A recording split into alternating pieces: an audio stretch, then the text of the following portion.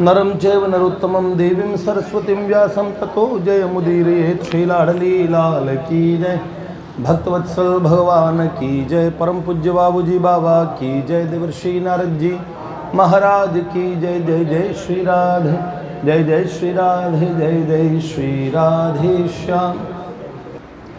नौमी तिथि मधुमास पुनीता, नौमी तिथि मधुमास पुनीता, शुक्ल पक्ष अभिजित हरि प्रीता, शुक्ल पक्ष अभिजित हरि प्रीता, नौमी तिथि मधुमास पुनीता, नौमी। ये चौपाई है अभिजीत भैया रामचरितमानस में भगवान राघवेंद्र के प्रागट्य की। जब भगवान प्रकट होते तो उस नक्षत्र का नाम है अभिजीत नक्षत्र। तो उसके लिए कहा शुक्ल पक्ष था, नौमी तिथि थी, मधुमास था और अभिजीत हरि प्रीता, भगवान का प्यारा अभिजीत नक्षत्र था। तो ठीक है अभिजीत जी, बहुत बहुत स्वागत करते हैं लाडली लाल की जय। और कोई नए तो नहीं है, पहली बार जो आए हों, जय जय श्री राधे। देखिए कल हमारी वार्ता हुई किस विषय में? पूज्या उषा दीदी के चरित्र के विषय में बात चल रही थी। किसी भी भगवत प्राप्त महापुरुष का चरित्र कहना और अपने आप में ये वाणी का विषय है नहीं। सो सुख जाने मनहि और काना, नहीं रसना पे जाय बखाना। ये मन का विषय है अगर आपने इसे अनुभव किया हो तो। और फिर दूसरा उसके बाद में कान का विषय है, सुन के भी आनंद आता है लेकिन जबान बता नहीं पाती। उतना कहाँ से एक्सप्लेन कर पाएगी। चरित सिंधु गिरजा रमण निगम न पावई पार, और बरनई तुलसीदास किमी अति मति मंद गंवार। तो भगवान और भगवान के प्यारे भक्तों के चरित्र को कह पाना बहुत ही दुष्कर कार्य है।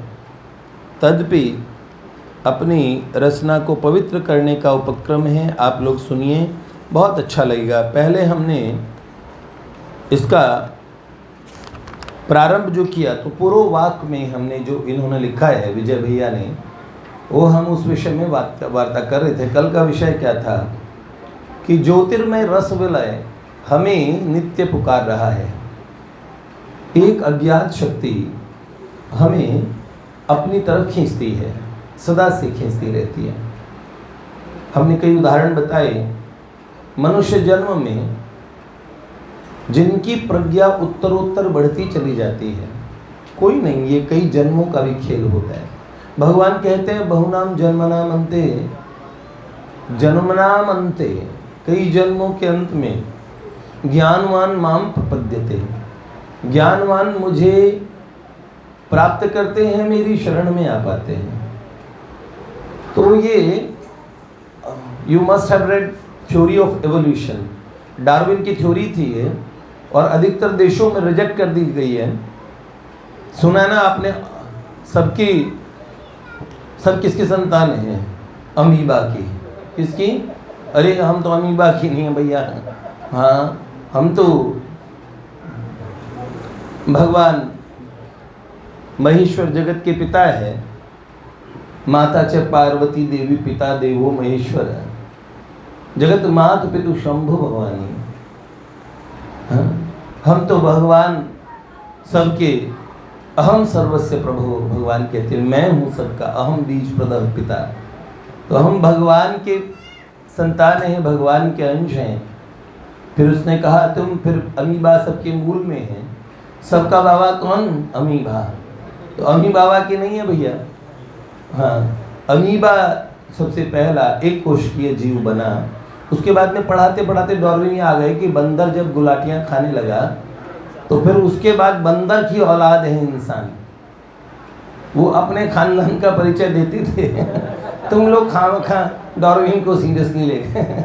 थ्योरी ऑफ इवोल्यूशन क्या थोक है, चुईया से फिर हथनी का बन गया और कूदते कूदते फिर कबूतर बन गई है भगवान। पहले मछलियाँ थी, मछलियाँ कुलांचे भरती थी, फिर उनके पंख हो गए। क्या डार्विन ने सुनाया है? थ्योरी ऑफ इवोल्यूशन देखो, it does not exist but it exist. कहाँ पे? ये चेतना का विकास होता है, चेतना का। चेतना मनुष्य के शरीर तक आते आते आपकी चेतना दोबारा वैसे में जा सकती है। आप अपनी कॉन्शियसनेस को कैसे बना रहे हैं? चीते जैसा, गधे जैसा, कुत्ते जैसा कैसा बना रहे हैं? देखो, आधुनिक होना खराब नहीं है। आधुनिक मतलब आपकी आधुनिक सोच हो, नए नए मानवीय जो मूल्य बताए गए हैं उनका अपने जीवन में नया नया प्रयोग करना, नए नए करुणा के, दया के, प्रेम के भाव हों, वो आधुनिकता स्वीकार्य है। आधुनिकता के नाम पे कोई पशु हो जाए। अब आजकल मॉडर्न की परिभाषा बहुत ही अलग है। हम हमेशा कहते हैं, जिस परिभाषा में कहते हैं कोई जितना नग्न हो बहुत एडवांस है, जितना फालतू बोले है। जानते हो ना? तो आप समझ लीजिए, कोई इस कसौटी में कुत्ता हमसे ज़्यादा मॉडर्न है, क्योंकि उसे कपड़े पहनना नहीं पड़ता, उसे रिश्तेदारी बनाने में कुछ सोचना भी नहीं पड़ता, वो जगह भी नहीं देखता है, जहाँ चाहे वहीं खा लेता है, जहाँ चाहे वहीं पे भगवत कृपा से डोल डाल सब कुछ उसका ऐसे ही चलता है। इसे आधुनिकता नहीं कहते, क्योंकि उनमें संस्कार ही नहीं होते। मनुष्य में लज्जा भी होती है, दया भी होती है, करुणा भी होती है, क्षमा होती है, मैत्री होती है, संबंध होते हैं, संबंधों की कीमत निभाना, वादे, सब चीज़ ये मनुष्य होता है। इन सब से मुक्त होकर आदमी आधुनिक होने की सोच की बात करे, बकवास बात है। तो हम कहते चेतना का विकास होता है अनंत जन्मों की चेतना के बाद में। परिष्कृत चेतना जब होती है तब जीव भगवान को पाता है। ये बातें हैं। तो तब हमें भगवत पुकार भी सुनती है। एक तो अहो भारत वर्षस्था मनुष्य क्षीण कल्मषा। भारतवर्ष के लोग बड़े सौभाग्यशाली हैं कि उन्हें भारतवर्ष में जन्म मिला। अपवर्ग प्रदो येषाम अविरासित जनार्दन, जहाँ भगवान स्वयं अवतार लेते हैं। भारत की प्रज्ञा बड़ी अच्छी थी। किसी ने कहा, देखो ये मत चिल्लाओ कि बड़ा डेवलपमेंट हो गया है। जिस मेटरलिस्टिक डेवलपमेंट को बोलते हैं, वो आज अगर एक एटॉमिक वॉर हो जाए तो अगले दिन फिर बैलगाड़ी और उस पर आ जाएंगे। बताएं हम आपको, ये जब क्या इंडस्ट्रियल रिवॉल्यूशन हुआ था ना, औद्योगिक क्रांति, 18वीं सदी से पहले का यूरोप देख लीजिए कैसा था। ठीक है, यहाँ के पुराने 12-12 हज़ार, हज़ारों साल पुराने आर्किटेक्चर को देखो, उन सभ्यताओं को देखो। टायर का ये हिस्सा नीचे भी आ जाता है, कुछ नहीं है, लेकिन दूसरों को मारो, ऐसा करो, कुछ भी है उसे खा जाओ। पैशाचिक वृत्ति के बाद में भी अपने आप को और सुसभ्य कहने वाले, सिविलाइज्ड लोग कहने वाले, वो कभी दावा नहीं कर सकते। एक सभ्यता थी हजारों वर्ष पहले से कहती थी सर्वे सुखिनः सन्तु। वेदों में बार बार आया सर्वे भवन्तु सुखिनः, सर्वे सन्तु, सब सुखी रहें, सब आनंद में रहें। अपने जिस भी देश में, हिंदू सुखी हो जाए, मुसलमान दुखी हो जाए, ये हमारी प्रज्ञा नहीं थी। तो मानवीय चेतना की ऊंची से ऊंची और शिखरों पे हम लोग बैठे थे। तो पूज्य श्री राम शर्मा आचार्य जी के जीवन चरित्र को, जीवन व्रत को लिखा है, उसका नाम था चेतना के शिखर यात्रा। वास्तव में ये चेतना की यात्रा है। ये शब्द मुझे जचता है कि चेतना तो वैसे शिखर पे होती ही है, लेकिन चेतना अपने स्वरूप को जब पहचानती है तब वो शिखर पे होती है। तो चेतना की शिखर यात्रा हम कह रहे हैं। तो अज्ञात शक्ति हमें बुलाती है, आह्वान कर रही है, निसर्ग हमें बुला रहा है तो कल हमने कई उदाहरण बताए कि भगवान चैतन्य महाप्रभु का बताया, सुदर्शन सिंह चक्र जी का बताया था। उन्हें बचपन से एक पुकार सुनती थी, वो उन्हें बड़े प्यार से बुलाता था दादा, तो वो उठ जाते थे रातों में, कोई मुझे बुला रहा है। लेकिन उन्हें नहीं पता था इतना प्यार से उन्होंने इतनी पुकार सुनी थी, अपनी माँ की प्रेम भरी पुकार, पिता का वात्सल्य, चाचा उनको बहुत प्रेम करते थे तो वो बड़े प्यार से उन्हें बुलाया करते थे। उन्होंने आज तक बड़े प्रेम भरी जो जितनी भी वाणियाँ सुनी थी, पर ये वाणी उससे करोड़ों गुना ज़्यादा मधुर, उनकी अपनी अमृत वर्षणी, हृदय को अनंत सुख के सागर में डुबो देने वाली ये वो वाणी थी। वो दौड़ पड़ती थी रातों में कि कोई मुझे बुला रहा है। कालांतर में वो कोई कौन, देखिए किसी भी अध्यात्म के जगत में जब किसी का प्रवेश होता है तो शुरुआत में वो ऐसी ही बातें करता है। अगर बाहर से पढ़ा लिखा है तो ऐसी बात करेगा, पॉजिटिव एनर्जी है, बड़ा पॉजिटिव है, पॉजिटिव वाइब्स, और इन्हीं की बातें करेगा। एक लेवल आता जब वो कहता है कुछ तो है, कुछ तो है, समझ में आई ना। एक दिन ये कुछ ही सब कुछ हो जाता है, समझ में आ जाता है उसे। तो शुरुआत ऐसी होती है। तो शुरुआत में ये जो वाणी सुनती थी, एक दिन उन्हें सुस्पष्ट हुआ जब भगवान श्री कृष्ण ने उन्हें प्रथम दर्शन दिए। हमने ये बताया, महाप्रभु हित हरिवंश जी हो, चाहे हरे राम व्यास जी हो, हाँ, सब इस प्रकार उस अज्ञात ज्योतिर्मय रस वलय रस सिंधु ने आवाहन किया, हमारे मन की श्रोतस्वनी को बुलाया कि मेरी तरफ आवाहन किया, आ जाओ मुझ में आ मिलो, मुझसे आ मिलो। समुद्र गर्जना करके बुलाता है सभी नदियों को, क्योंकि जल का उद्गम, जल का ओरिजिन समुद्र माना जाता है। तो महाब्धि महासागर बुलाता है। जीव भगवान से मिलना चाहता है, इसलिए अपनी दौड़ में चला रहता है। अब लोग कहते सब तो नहीं मिलना चाहते भगवान से, नहीं जी, सब मिलना चाहते हैं। शृण्वन्तु सर्वे अमृतस्थमयी पुत्रा, आप सब अमृत के पुत्र हैं। वेद कहता है मनुष्य का जीवन क्या है, आनंदमयोभ्यासात, आनंद को, परमानंद को पालो, उस आनंद को जिसे सब पाना चाहते हैं। हम किसी से मिलते हैं, भैया आपसे मिलके बड़ी खुशी हुई है, तो आपसे क्यों मिल रहे हैं? क्योंकि आपको खुशी हो रही है, आपको सुख मिल रहा है। मान लो आपका कोई बच्चा अचानक ट्रेन की पटरी पे भगवान ने करे गिर गया, और अचानक लोगों ने उसे बचा लिया, और तब आपने उस बच्चे को छाती से लगाया, तो आपको इतना सुख मिला है मेरा बच्चा, क्योंकि बाल बाल बच गया। तो वो सुख मिलेगा बहुत देर तक, तो आधे घंटे तक नहीं छोड़ेंगे, लेकिन वो बच्चा 1-1.5 घंटे तक चिपका ही रहेगा, हट ना पारे तो ही आया बड़ा अलग से। क्योंकि पहले जिससे मिलके बहुत सुख मिलता है तो हम उसे मिलना चाहते हैं सुख के लिए, लेकिन अब उसे दूर कर देना चाहिए। अब इसे दूर होने में सुख आ रहा है, जानते हो ना। किसी से बहुत मुलाकात तो कई दिनों बाद हम खुश हो जाते हैं, खुश होते कितनी देर तक के लिए। अगर वो आपके 10-12 घंटे चाट जाए तो फिर आप कहेंगे हे भगवान कुछ से प्रेरणा दो। कितना भी प्यारा क्यों न हो, हम मिलते हैं तो सुख के लिए, अलग होना चाहते हैं तो सुख के लिए, जीवन चाहते हैं तो सुख के लिए। और अगर ये जीवन सुख लेने में बाधक होने लगे तो ये भगवान मैं मर जाऊं। कोई जवान को कहते हुए सुना है जिसके जीवन में सब कुछ अच्छा चल रहा हो, कब जल्दी कटे तंटा, उसको जिसको कुछ लग रहा है, जिसको अभाव लग रहा है वो, वरना खूब यहाँ पे खूब उसको रोशनी नज़र आ रही हो, रंगीनियाँ नज़र आ रही हो, और वो जाना चाहेगा नहीं। पर एक बूढ़े को देखो, ठीक है, अब जहाँ पे जीवन का बल्ब फ्यूज़ हो चुका है तो उस समय क्या कहेंगे, वही भगवान अब आप ही ले लो, आप ले जाओ हमें। जीते जी कभी भगवान को बोला, अच्छे समय पे बोला नहीं। तो याद रखना, जीव मरना तक भी सुख के लिए चाहता है। दुख की निवृत्ति और सुख की प्राप्ति ये जीव का ध्येय है हमारे। और सुख हम कितना चाहते बताएं, अनंत काल तक भोगते रहेंगे। हाँ, ना सुखम अल्पमस्ति, हमें सुख थोड़ा नहीं चाहिए। वेद कहता है योवे भूमा तत्सुखम, जो सुख अनंत है वो चाहिए।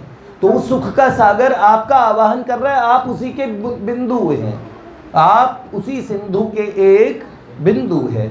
आपका ओरिजिन आपको खींचता है, ये है। तो जिसे धीरे धीरे समझ में आता है कि वो क्या है, वो कौन सा सुख है जो हर आदमी की एक तलाश है। कोई आदमी सोचता है बहुत पैसे कमाऊं, अरबों खरबों कमाऊं, क्या करूं। बच्चा बालस्तावत् क्रीडसक्तः तरुणस्तावत् तरुणिरक्तः वृद्धस्तावत् चिन्तमग्नः पारे ब्रह्मणि कोऽपि न लग्नः अंगम गलितं पलितं मुंडम दशनविहीनं जातं तुंडम वृद्धो याति गृहीत्वा दंडम तदपि न मुंचति आशा पिंडम भज गोविंदम गोविंदम भज। बचपन में जो खिलौनों में आसक्त होता है, बालस्तावत् क्रीडसक्तः, वो खिलौनों की खोज में होता है। हमारा कन्हैया कहता है कि पहले कंचा जो खरीदा करते थे, वो कौन सा, उस कंचे का नाम बताओ। अंटल नाम का कंचा लेते थे, खुश होते थे। पापा ने दवाई के पैसे दिए तो अंटल ले आए अंकल से। तो फिर इनके पिताजी ने बाद में सूता इन्हें, तो इन्हें तब समझ आया। लेकिन उन कंचों में बच्चा खुशी मानता है। उस बच्चे को दे दो, लोगे $5000 ले लो, वो कहता नहीं 20 कंचे दे दो समझ रहे हो, उसकी नज़र में कंचों में वो हरा हो जाता है, खुश हो जाता है।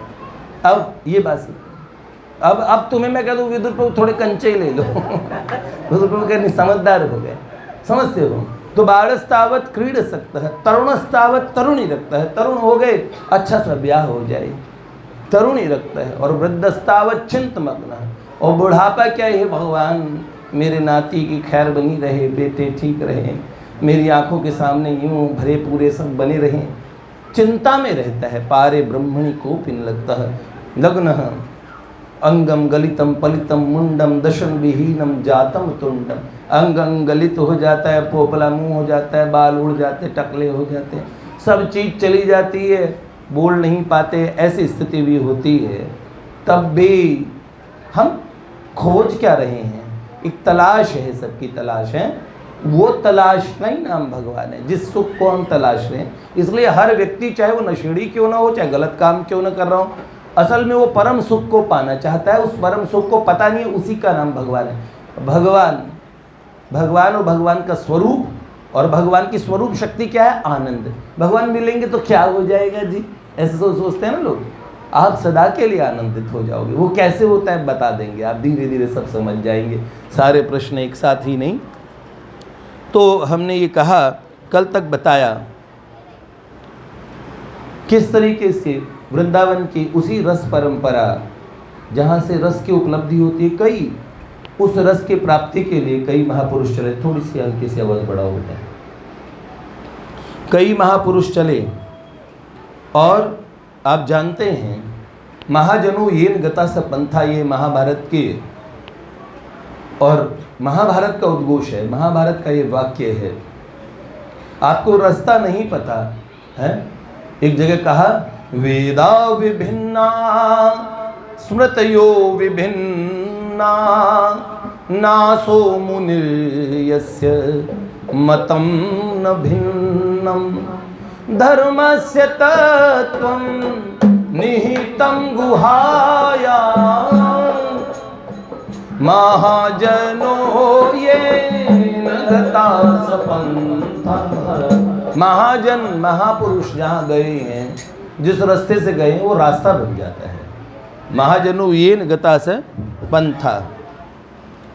तो जिस पथ पे अनंत महापुरुष चले हैं, हमारे रास्ता बना के गए। दक्षिण भारत में भक्तिमती आंडाल का नाम सुना होगा, विष्णुचित्त आलवार के यहाँ हुई थी शायद, है ना। इन्हीं को गोदाम्बा कहते हैं। स्वप्न में भगवान ने ब्याह किया था, वो इतना सीरियस हो गई। सपने में तो तमाम लोगों के भगवान आते हैं, लेकिन कोई उन्हें उतना सच्चा नहीं मानता। लेकिन भगवान ने ब्याह कर लिया। फिर वो इतना सीरियसली ले गए, आखिर भगवान को बारात लेके आना पड़ा, और हजारों लोगों की भीड़ में भगवान के वैकुंठ से बाराती आए। भगवान ने बरमाला पहनी और विदा करा के नित्य क्षण में लोक ले गए। क्योंकि भगवान ने, उसने प्रभु की पहचान को अपने स्मृति पटल पे जगा लिया था। और अंत में श्री रंगमन्नार के सानिध्य में आराध्य ही नहीं, प्रियतम के रूप में अपने प्रभु को प्राप्त करके कृतकृत्य हुई, आज तक हम उनकी गाथा कहते हैं। हाँ, भक्ति का यही रोमांच महाप्रभु चैतन्य देव के श्री जगन्नाथ विग्रह में साक्षात भगवान जगन्नाथ महाप्रभु में लीन हो गए। चैतन्य महाप्रभु, भक्त उन्मादिनी मीरा भी वही अपना पंथ प्रशस्त करके गई सब लोगों को। जब सदेह मीरा जी हाँ भगवान द्वारकानाथ में समा गई। भक्ति की यही धारा अरब में श्री रबिया जी उन्होंने बहाई। प्रेम उन्मादनी थी। अपने प्राण प्रेमास्पद प्रभु को उनकी ऐसा नहीं था कि ये लो इस तरह 5 नमाज पढ़ो फिर अल्लाह मिलेगा, वो नहीं परवाह सजदों के न पाबंदी नमाजों के, मोहब्बत करने वालों का खुदा कोई और होता है। सच में भला बेपैज लोगों से मोहब्बत कौन करता है, गरज सजदे कराती है इबादत कौन करता है। सब गरज पे लगे हैं। पर रबिया बड़ी वंशी बजाती थी, वो सूफी फकीर थी और भगवान से इतना प्रेम करती थी। एकांतिक आराधना में एक दिन उसने कहा, हे प्रभु, लोग कहते हैं आपका स्थान मक्का है, तो ये सब मुसलमान वहीं चले जाते हैं, पर अगर आप सर्वंतर्यामी हो, आप सब जगह हो, मैं क्यों जाऊं? अगर आप मुझसे प्रेम करते हैं तो मेरे लिए तो यहीं सब, जहां आपका प्रेम है वहीं सब तीर्थ हैं, वहीं आपका स्थान है। और उनके लिए उन्होंने दर्शन किया, वहीं का वहीं जो उनका तीर्थ है वो प्रकट हो गया। उन्होंने प्रेम उन्माद की स्थिति में अपने परवरदिगार, अपने प्रभु को पुकारा। उन्होंने कहा, आवाज़ सुनी। उन्होंने कहा, रबिया तुमसे बहुत खुश हूँ मैं, जो चाहे तो मांग लो।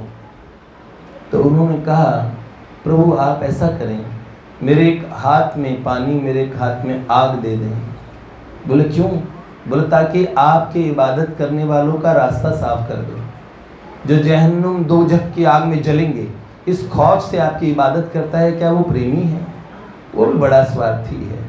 तो मैं उस दोजख की आग को इस पानी से बुझा दूंगी और एक हाथ में मशाल दे दीजिए, इस जन्नत को जला दूंगी, जन्नत मिलेगी। इसी लालच में आपको कौन पूछता है? सब जन्नत ही जन्नत को पूछते हैं, कोई दोजख से बचना चाहता है। तत्सुखे सुखित्वम, भगवत प्रेम का ये मार्ग है। उषा बहन का ये जो चरित्र हम सुनाने वाले हैं, उसमें वही ब्रज गोपियों का सुंदर मार्ग, उसी की चर्चा आगे होगी। जैसे हमने बिहारिन देव जी की ये बात कही कि कूंची नित्य विहार की श्री हरिदासी हाथ, ऐसी ही बात प्रेम के उन्माद में पगी हुई निकुंज रस की अनन्य उपासिका बहन जी के जीवन में संबंध बोध ऐसे ही स्थापित हो गए जैसे कि उनके व्यक्तित्व में निहित उनकी वह सहज संपत्ति ही हो। उन्होंने उस उपासना को अंतर जगत से पा लिया। और किस स्तर पे उपासना को पाया? उषा दीदी का एक वाक्य है, कुछ उनके कही हुई बातें, उनमें से एक बात है। उन्होंने कहा, श्याम सुंदर इस समस्त जगत के आधार एवं नियंता सृष्टि के उत्पादक, पालक तथा संहारक एवं पितामह हैं, चाहे जो भी हो आप। किंतु हे प्रियतम, मेरी, जैसे कि मैंने पहले भी कहा, इस पूज्य चिल्लाने से प्यास शांत नहीं होती, कुछ कमी सी खटकती है। यह ऐश्वर्य तो उन्हें ही मुबारक रहे जिन्हें यह प्रिय हो। मुझे तो तुम उसी ब्रज किशोर, उसी ब्रज छोरे के रूप में भले लगते हो। मेरे प्राण सर्वस्व तो तुम्हारा राधा कांत वाला मोर मुकुट धारण किए, हाथ में वंशी नचाते हुए चंचल कमल नयनों से इधर उधर निहारते हुए मंद मंद मुस्कान ज्योत्सना बिखेर कर विश्व को विमुग्ध करने वाला रूप ही मेरा अभीप्सित, मेरा आराध्य स्वरूप है। आप भगवान होंगे, आप संसार को बनाने वाले होंगे, सब कुछ आप ही हो, ठीक होंगे, पर मुझे तो आप अपने प्रियतम के रूप में ही अच्छे लगते हो। जैसे ये उषा दीदी ने कहा, जैसे भाई जी ने एक पद लिखा ना, मेरे केवल तुम ही, मेरे सब कुछ आप ही हैं। ईश्वर की पहली पहचान ईश्वर के रूप में होती है, वो भगवान हैं, सृष्टि के स्वामी हैं। लेकिन एक दिन जीव को ये पता लगता है कि उसके सबसे बड़े प्रेमी, उसकी आत्मा की भी आत्मा, हर जीव अपने आप को बचाना चाहता है, इसका मतलब वो स्वयं को सबसे ज़्यादा प्यार करता है और उसी आत्मा के भीतर प्रभु का वास होता है। तो हम ऐसे प्रभु को, वही हमारे परम प्रियतम, परम प्रेमास्पद है। तो बहुत सुंदर उन्होंने उनके जीवन की कुछ ऐसी बातें लिखी है। आप जानते हैं एक ऐसा लेवल आता है, एक ऐसा स्तर आता है जहाँ पे जीव भगवत भाव से इतना भावित हो जाता है, कभी कभार उसे ये लगने लगता है कि वो मुझ में ही कहीं समा गए हैं। हाँ, किसी एक बड़े सज्जन ने बड़ी सुंदर बात कही थी, भगवान खोजने से नहीं मिलते, खो जाने से मिलते हैं। कई लोग वेदांती हो जाते हैं कि हम ही थे भूले, हम ही में भूले, हमें खोजने हम ही चले, हम ही ने खोजा हम ही में पाया, हमें मिले तब हम ही मिले हैं। तो वास्तव में ऐसा होता है, कभी कभार जीव उनको ही उसका मैं और वो दो डिपार्टमेंट भी खत्म हो जाते हैं, ऐसा भी होता है। भक्ति में भी ऐसा कभी कभार महसूस होता है। आप जानते हैं ना, ऐसा स्तर आता है जब भगवान दूर किए से भी दूर नहीं होते। एक गोपी कुंजों में बैठी कपालभाति कर रही थी। कैसे करते, क्यों कर रही थी? देवर्षि नारद जी गए, ये कौन कर, क्या कर रही हूँ यहाँ पे? बाबा जी तंग न कीजिए, प्राणायाम कर रही हूँ। क्या प्राणायाम करके ध्यान करोगी? अरे नहीं, देखो सांस से बाहर बोल, ये जो नंदनंदन श्याम सुंदर है, ये हृदय में गड़ गए हैं, भीतर घुस गए हैं, बाहर नहीं निकल रहे, तो सांस के साथ उन्हें बाहर फेंक रही हूँ, निकलो बाहर, निकलो बाहर। जानते हो सारी दुनिया चाहती कि प्रभु उनके मन में बस जाए। उन्होंने कहा, बावरी, बड़े बड़े ऋषि मुनि ध्यान लगाते हैं कि कैसे वो हमारे हृदय में बस जाए, हमारे हृदय से न जाए। एक क्षण के लिए, हे नाथ मैं आपको भूलूं नहीं, वो कहती थोड़ी देर तो मैं भूल जाऊं तुम्हें। जानते हो ऐसी भी बात होती है। भगवान चैतन्य महाप्रभु जब विष्णुपाद गया में गए थे, इसी भाव से आविष्ट हो गए थे भैया। फिर व्याकरण पढ़ा नहीं पाते थे, व्याकरण के सूत्र श्री कृष्ण विरह के, और उस उन्माद में बहिर्मुख नहीं हो पाते थे। अंत में कहते थे अपने विद्यार्थियों को, अब मैं पढ़ा नहीं सकूंगा। स्वामी रामतीर्थ की क्या हालत हुई थी, लाहौर क्रिश्चियन कॉलेज में पढ़ाते थे, जिनके लिए लिखा examine is better than examiner. क्यों लिखा? 10 के 10 क्वेश्चन, वो नहीं, शायद 25 क्वेश्चन थे या 10 थे, कितने थे। उन्होंने कहा जैसे छूट होती है 10 में 7 करो, 20 में 25 में से 20 कर लो, तो ऐसा था। उन्होंने 25 के 25 कर दिए, लिखा कोई भी 20 चेक कर लीजिए, सारे के सारे ठीक है। इतने अच्छे तरीके से वो किया, तो जो चेक कर रहे थे उन्होंने लिखा examining is better than examiner. क्या नंबर देंगे इनको? मैथ्स के वो कौन से थे, हेडली नाम था ना उनका, शायद बहुत बड़े मैथमेटिशियन थे। कौन थे वो? मिलने आए थे उनसे, कितने गणित के सूत्रों का आविष्कार किया था। लेकिन बाद में भगवत प्रेम के वो जो प्रोफेसर हो चुके थे, भगवत प्रेम कैसे विरह में जलने लगे, रातों में रोते थे। वो तकिया है, उनकी शायरियाँ बड़ी प्रसिद्ध थी। ये जो लाइनें उन्हें की हैं, तेरा दर्श पाने को जी चाहता है कि खुद को मिटाने को जी चाहता है। तेरा दर्श पाने को जी चाहता है कि तुझ में समाने को जी चाहता है। उन्होंने बहुत शायरियाँ लिखी थी। हाँ,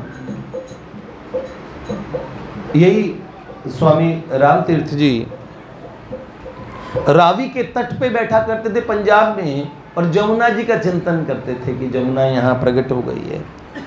बहुत बाद में उस समय तीर्थ राम नाम से प्रोफेसर थे, रात में सांसों से राम राम की आवाज़ निकलने लगी।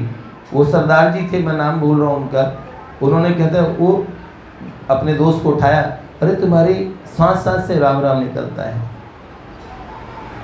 बाद में राम तीर्थ राम से प्रोफेसर हुए, अमेरिका यूएस के राष्ट्रपति रूजवेल्ट उनसे मिले तो उन्होंने कहा आज मैंने जिंदा जीसस को देखा है, और बहुत सम्मान हुआ विश्व भर में।